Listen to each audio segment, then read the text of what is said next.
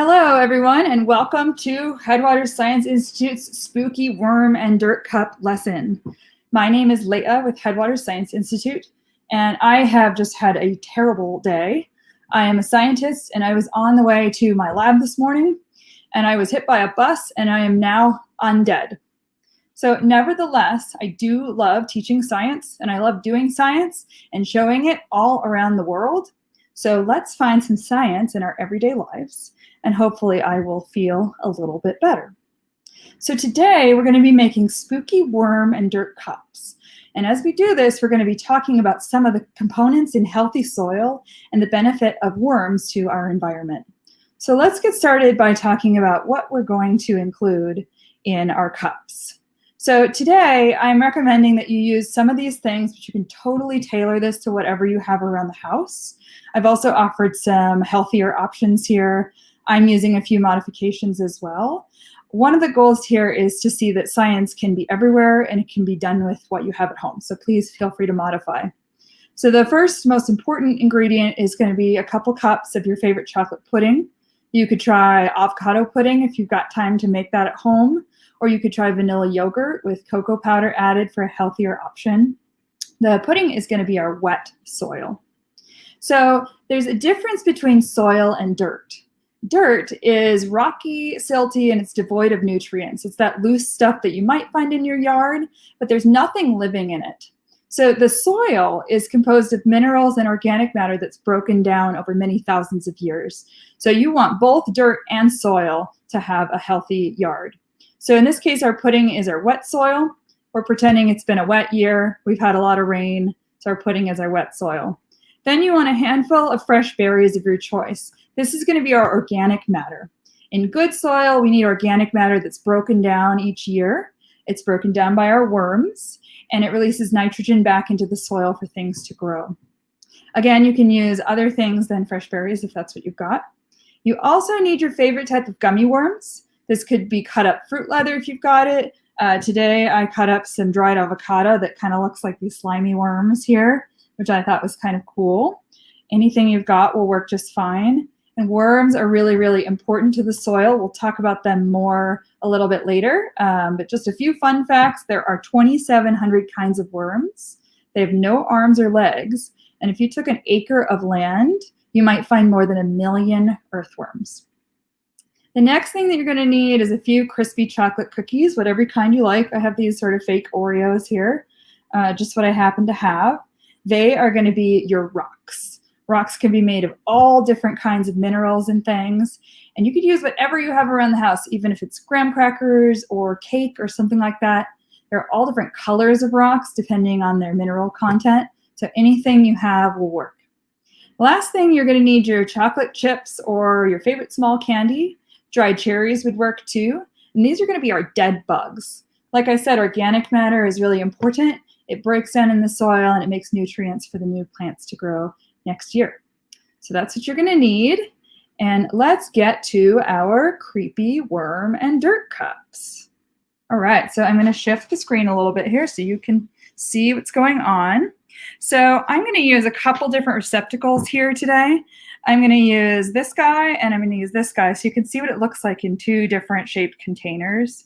If you use a skinnier container, your cup will turn out a little bit taller. Just a couple examples here. If you are working with young children, please use a plastic cup, but the options are endless. We do want them to be clear though so you can see the layers. So the first thing we're going to do is we are going to take some of our wet soil and we are going to add it to the bottom of our cup. Now, keep in mind that you're going to be doing layers here, so don't put too much in to start. All right, so some fun facts about soil. The color of the soil is determined by the mineral content, and we know that clay soil is heavy and high in nutrients. It's reddish, and it stays very wet in winter. So if it were winter, I would say that this would be clay soil. It's dark, it's heavy, and it stays really, really wet. All right, so now let's go ahead and let's add some organic matter to our cups. So in every batch of healthy soil, we need some organic matter. It's plants or dead bugs that are left over from the last year, and they're broken down by worms that make their way through the soil. So as you can see, I'm starting to form some layers here. This one you could see a little bit better because it's taller. And so what's going to happen is the worms are going to go through this soil. They are going to help break down this organic matter and turn it back into nutrients that are available for the plants that are going to grow next year. So why don't we go ahead and add some worms to the mixture, because we want worms to eat our yummy organic matter. So I'm going to put some gooey worms in there. However you want to do it is great. Be creative. And I'll show you what the layers are starting to look like here. So as you can see, there's some creepy worms in there. And let's give some rocks to this soil by breaking up a couple cookies here. There are different types of rock: igneous, sedimentary, and metamorphic. So igneous rocks are formed from melted rock deep inside the earth. Granite is a good example of that. Sedimentary rocks are formed from layers of sand, silt, and dead plants and animal skeletons. Sandstone is a good example. So if you look at my rock here, it's 3 different layers. So I would say that might be a sedimentary rock. What do you think? The other option is metamorphic. Metamorphic rocks are formed from other rocks that are changed by heat and pressure underground. Slate is a good example. So if this were to be a really, really pressurized cookie where all the layers were pressed together, I would say it might be a metamorphic rock, but I think I'm going to call it a sedimentary rock. So let me show you what my layers are starting to look like. Oh, that just looks delicious and so creepy. All right, I'm going to add a little bit more wet soil now. Like I said, we want to do some layers here so that when we bite into our delicious treat, there's different surprises. Another layer of this wet soil here, which, as we said earlier, was maybe clay soil. And now I'm going to add some dirt here. This is just dark cocoa powder. I'm going to sprinkle it in. Like I said, dirt is not living. It doesn't contain any nutrients or minerals really, but it can be a carrier for growing plants in, especially when it's mixed with healthy soil. So we're going to use a little bit of that in our cups here. That's what our layers look like now. Okay, now we are going to add some more worms because we want our worms to be swimming through this substance, mixing up all the organic matter and breaking it down. So worms can be up to 14 inches long. They're herbivores. As I said earlier, they improve nutrient availability. Well, how do they do that? So they consume the organic matter, and it breaks down the organic matter, releasing the minerals and other things that's contained in it, making that nitrogen in those plants readily available to other plants that are going to grow next year. So it's really important. Let's go on and make some more layers here. We're going to put more pudding in, more of that wet soil.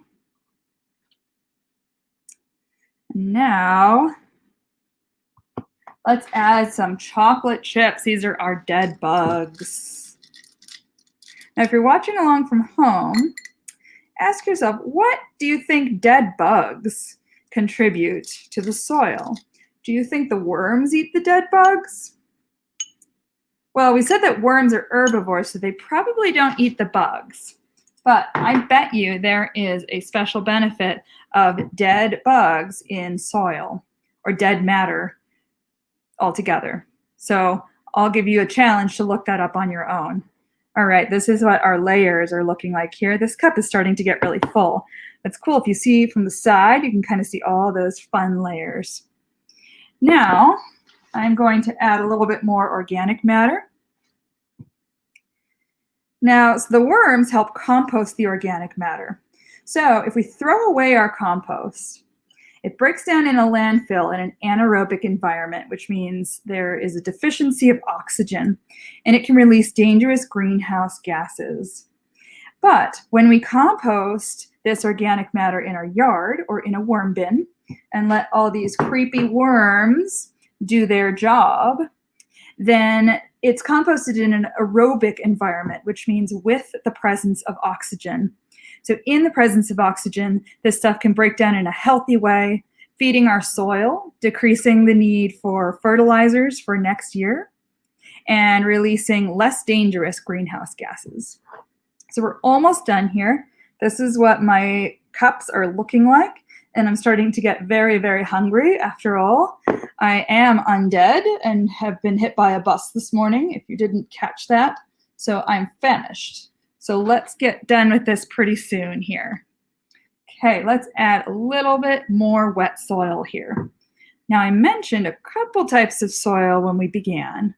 Some of the other types of soil are sandy soil, which is light, warm, dry, and devoid of nutrients. Probably not like this. There's clay, which we talked about. There's silt. It's light and moisture retentive with high fertility. You could say that this stuff kind of looks like silt, my cocoa powder here. There's peat, which is high in organic matter. It retains lots of moisture. Chalk, which is lighter, heavy, but always alkaline because it's got lots of calcium carbonate or lime. And then there's loam, which is a mixture of sand, silt, and clay. It's combined different types of soil that avoids the negative effects of each type of soil. So if I were to be creating a garden here with all these layers, I would want this to be loam. I would want it to have a lot of different types of soil so that it would be balanced for growing my plants. And the worms would be happy, and the organic matter would break down next year, and it would turn into some really, really healthy, rich soil. All right. So what I'm going to do is put a little bit more of my sedimentary rocks on top of my cup here. Oh, this one's getting almost full, this little skinny one here. I'm going to do a little bit more of my loose soil, or we said maybe this was sandy, who knows, up to you. A little bit more dead bugs here. All right, let's put a little bit of my mud on top. And I am pretty much full. So now I'm going to take my worms and I'm going to let them just crawl out of my cup here, being extra creepy. And this is sort of inaccurate, just so you know. Worms do not prefer the light, and they are also relatively sensitive to temperature. So during the winter, they either burrow deep down into the soil, or they like to have a warm place to be. So they wouldn't really normally be on top, but just for show here, this is our finished, very creepy worm and dirt cup. So now that we've got our healthy soil, all we need to do is take a big bite. Like I said, you can do this with whatever you've got at home. Doesn't have to be these ingredients. And I bet it just tastes absolutely terrible.